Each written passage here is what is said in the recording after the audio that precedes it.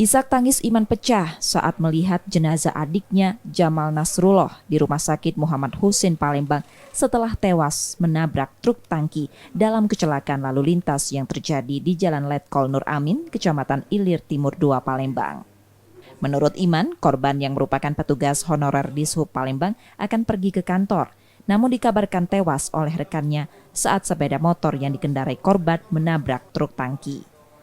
Mas tiket tadi tuh, tapi pas dalam itu selang ditelepon lagi, man ini Iola, adik kau Jamal, coba jingok, ini kondisinya masih di apa? Di TKP.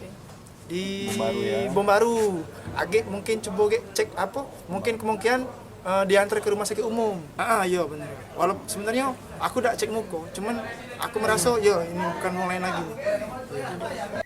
Menurut polisi, peristiwa kecelakaan lalu lintas ini berawal saat korban bersama sepeda motornya menuju ke arah Bom Baru dari Jalan Nur Amin, tepatnya halte Kawat Tengkurep.